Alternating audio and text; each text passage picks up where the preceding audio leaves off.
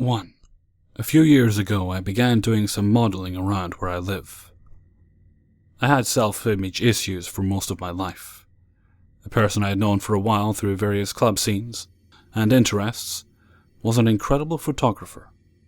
He posted on social media that he was looking for a model to shoot some interesting work. At the urging of some friends who told me it would be good for me, I accepted.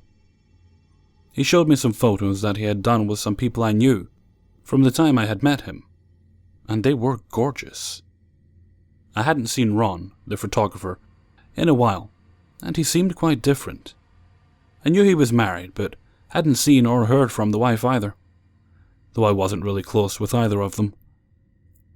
During the time I met these people, 10 years or so before, we were heavily involved in the rave scene, and the attendant drug abuse that goes with it. I had stopped doing that quite some time before, and had expected them to have grown out of it. I was living with my boyfriend. I can't recall if we were married at the time. And I was going to ask him to go to the shoot with me, but I decided not to as I was very nervous. This was my first time in front of a camera, and wanted to do well.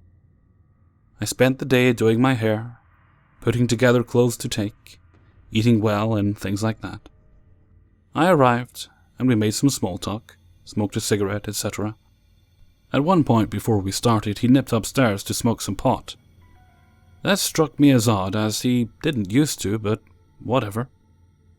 I never saw his wife at all through my 6 or so hours I was there, until nearly the end, when she came out in a bear onesie she had made, as she knew that I loved the series the character was from.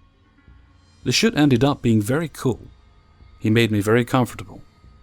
We had discussed what we would shoot beforehand, and traded some ideas, as well as him showing me some sketches he had made with me in mind. We started the shoot off, with me wearing various outfits, and then, at my choice, slowly progressed to nude photography. The guy had seen me nude before, and I tend to dislike clothes anyway.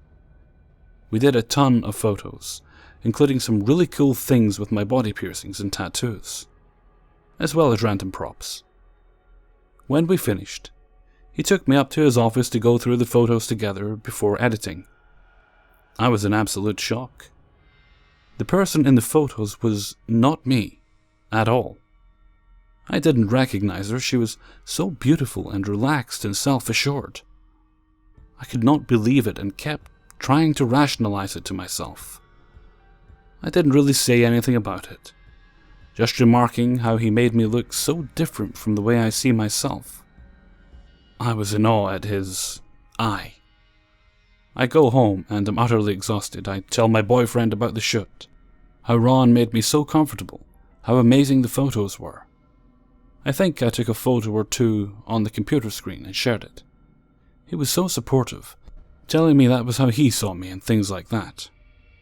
A few days later, Ron sends me the raw photos as well as some edits, all watermarked. We both agree that we should do a shoot again and schedule it. I told him my boyfriend wanted to come next time, and he said that would be fine. Having an extra pair of hands would be great. We get together and everything is amazing like before. The wife comes down once or twice and makes positive comments about the shoot. Now, it didn't click at the time, but his wife, Leah, used to be extremely outgoing and gregarious. She knew everyone, promoted events, organized meetups outside clubs, things like that. When it came to me about the huge change in her personality, I brushed it off as people changing. During the second shoot, I had brought along some of my BDSM equipment. I worked, briefly, for pay, in a professional capacity doing BDSM in my past. I had a lot of contacts. We set up some interesting shots using the equipment, and it was a lot of fun. My boyfriend really enjoyed the shoot, and I later decided to put myself out there. I was treating it as a hobby and something fun, but I knew that I would need someone to go with me just to be safe. That's not to say there weren't many respectful people out there, but there are also assholes. A few days after the shoot, I again get the raw photos and the edits. I had finally accepted that the beautiful woman in the photos was actually me, and I begun to build some self-confidence. I went on to do a few other shoots with other photographers, and most of them were great. I generally wasn't getting paid except perhaps gas money here or there, but I was in it for the fun. I knew quite a lot of people in the BDSM scene. I knew a guy who wrote a monthly column in a local magazine featuring stories about kink, the local BDSM, and swinger scenes and whatnot. We communicated through a kinky social media site. He mentioned that he saw some of the photos I posted and asked to use them in the magazine. I let Ron know, and he agreed. The magazine came out, and I was sent a few copies. I ended up being the centerfold for a month, as well as having other photos scattered throughout, along with the other models Ron had shot. My photos ran for about 3 months. A few times I had people recognize me, but it didn't really say anything. Just that I was modeling had come up in the conversation. I was with fairly conservative people at the time, so I didn't think they would admit to reading a magazine like that. Really. Towards the ends of my photos being published, Ron contacted me again and wanted to schedule another shoot. We had hashed out some plans, and I was looking forward to it. He mentioned there may be another model there, and I was excited to try working with someone else. The morning of the shoot, he called to cancel. The next day or so, I got a Facebook message from a mutual friend, Ethan, I hadn't spoken with in a very long time. It turns out that Ron's wife contacted another mutual friend and told the friend that Ron had been abusing her for years. He attacked her, slammed her against a wall into a glass picture, and then broke it over her head. She was covered in bruises and cuts. Her skin looked like she was a leopard. It was obvious he had been punching her and whatnot. Leah called the police, and they hauled Ron away, and she received medical attention. Leah contacted me and asked me to visit because she had some things she wanted to discuss. I was filled with trepidation, but went to see her. Leah was covered in cuts and bruises, as I had been told. She had a black eye and was in a lot of pain, almost limping. As we went upstairs, I noticed that 2 of the bedrooms had padlocks on them. There were dents in the walls and what looked to be bloodstains on the carpet, though it seemed like someone had tried to clean them up. She took me into his office and showed me a large and thick journal. Inside, he had written so many things about me. She only showed me a few pages, but did flip through, and I saw my name many, many times. He wrote his impressions of me, that he wanted to use me, that I provided him contacts so he could find others, that I was his only, that my disinterest in dating him such a long time ago only proved that I was waiting for him. Many things like that. I was speechless. Even now, 5 years later, I don't know what to say. She showed me to her bedroom. She had been living in this room for a long, long time. It was wall-to-wall furniture you could barely move. It was extremely sad. In the other room, where she had broken the lock, was his room. There wasn't much in there but a bed, and then photos and magazines lining the walls. Many of them were from the magazine I got his work in, as well as some photos he had shot. He also had photos of me and his other models that he had pulled from various modeling photos. It looked like the photos covered up some sort of writing on the wall. As I was getting ready to go, she tells me that the picture frame, poster size, that he smashed over her head was a picture of me, the one used as a centerfold. She kept the print and asked me to take it. There was some blood spatter on it. I accepted it and left. I went back to visit her a few times, and it became more apparent that she was suffering, that he had been abusing her for years. She had been trying to make plans to sell the house and move away to make a better life. We lost contact, and I can only hope that she has found a new life for herself. some mutual friends still stayed friends with him. I lost a lot of respect for them. They knew what happened, saw photos, and heard the story from many people. They didn't care. Leah and Ron divorced. The reason being family violence. Going to court was very hard on her. I believe she got her a permanent restraining order. He was convicted of beating her and various other things. I believe he did a brief stint in jail and then got probation. I saw him once or twice while I was out and about with friends, and I scrupulously avoided him. He's still working as a photographer, but there are no photos of me anywhere that I can find. For that, I am grateful. I wonder what may have happened if we had continued to work together. I believe his obsession with me would have increased. I dodged a bullet, by a very narrow margin. Obsessive photographer and abuser, let's not meet. Edit. I spoke with a friend who knows all this, and he let me know that Ron was actually sent to full-on prison. I am relieved. I worry that since he is still doing photography, he will do this again. I'm certain he is mentally ill. I think once Ron posted about anti-social personality disorder on a private blog, as well as depersonalization. Ron is also engaged. I fear for his fiancée. I don't think he has ever gotten help. And once an abuser. 2. So before this even gets going, let me paint this picture for you. I was a freshman. Now, something you should know about me back then is that I was an early bloomer, in the sense that I could go buy cigs for my buddies without getting carded and never was thought to be under 20. Like any other teenagers, we were up late partying. We all came down with the munchies at around 2 a.m., something like that. And we all put in money except me, so naturally I was volunteered to walk. The gas station was probably about 2 or 3 blocks away. And even at this level of intoxication, I realized how bad an idea it was for a young girl to walk alone. My super buff, extremely intimidating friend was the first to pass out that night, and at this point has been knocked out with his foot balanced on a basketball for over an hour. And the other guy that was there happened to be duct taped to the wall in a sleeping bag. Also passed out. Instead, I made my fellow young teenage girl come with me. Good thinking. We were walking, bullshitting the entire way, honestly not feeling the intimidation or fear that was there upon leaving. We eventually made it to the gas station, which was well lit and plenty busy. On our way in, a group of 6 or 7 guys were outside the door, saying things like the lines of, "Hey ladies, let me talk to you." We ignored them.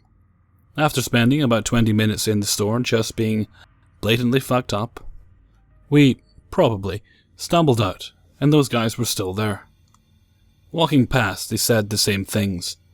My friend and I just kept our eyes straight and head up, being that both of us were used to this and just expected it before we even left the store. We made it around the corner and halfway through the parking lot before we finally spoke. I remember looking behind us saying, "I hope they're not following us." Just moments before we heard, "Hey, Valley Fair. Hey, Stripes." My friend's shirt said Valley Fair and mine had stripes. This made my heart pound. I looked back again, and this time they were coming around the corner, all at different speeds and different angles. We sped up, not wanting to let them see us run. Speed walking, I called my other buddy that was still at the house. She picked up laughing and asked why I was calling her. And at this point, the guys were getting closer and closer. This may sound ridiculous, but I have had a lot of fucked up things happen to me, and therefore it made me come off a little harsh or even fearless back then. And this friend knew that. So when she finally heard the tremble in my voice, her first reaction was to get very concerned. For some reason, I knew that if we started running, they would just move faster. But all my friend was screaming over the phone was, "Run, run, run!" And me, being high as hell and drunk out of my mind, I couldn't seem to move my legs fast enough.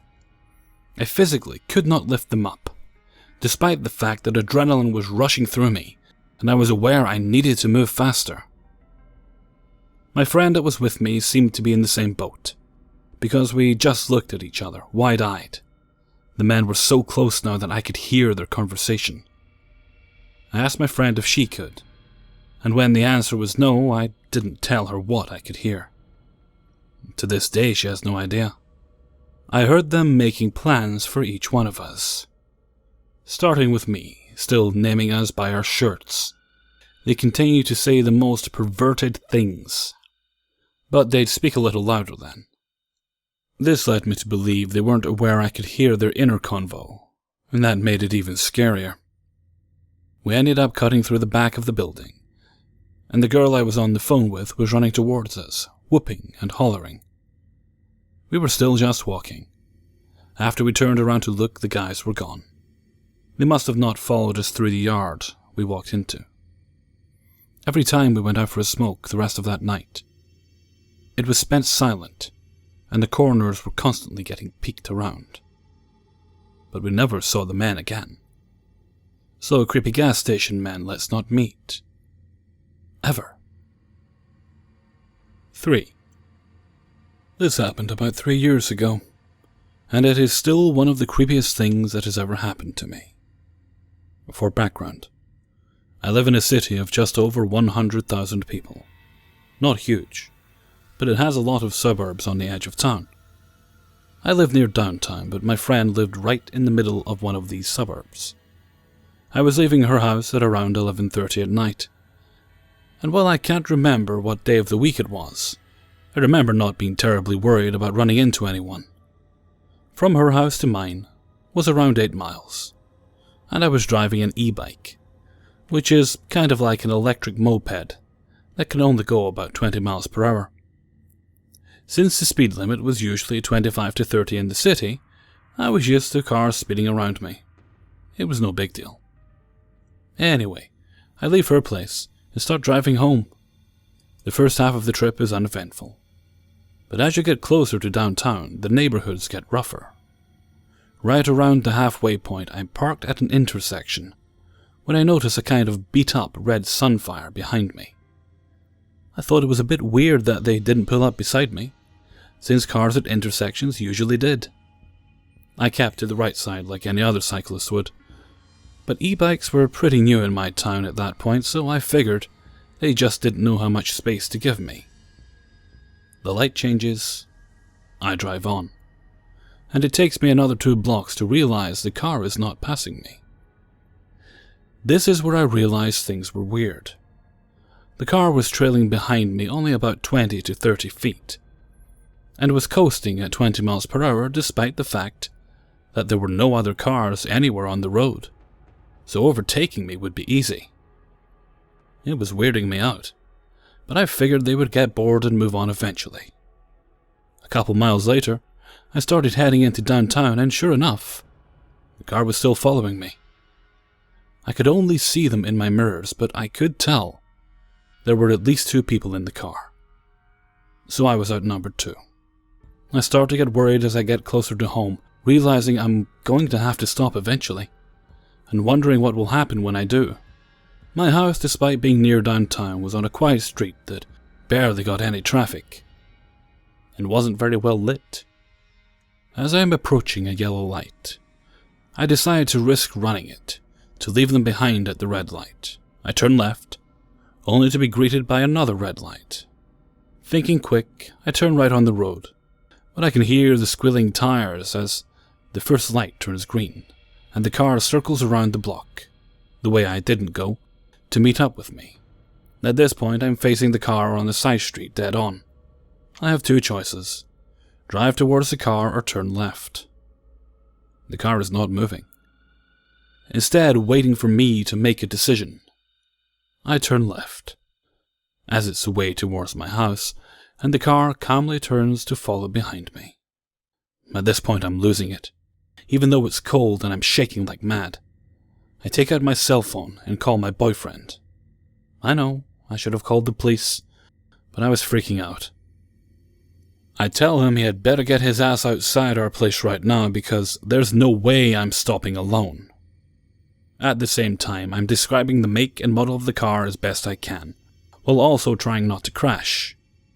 When the people in the car realize I'm on the phone, they decide to overtake me.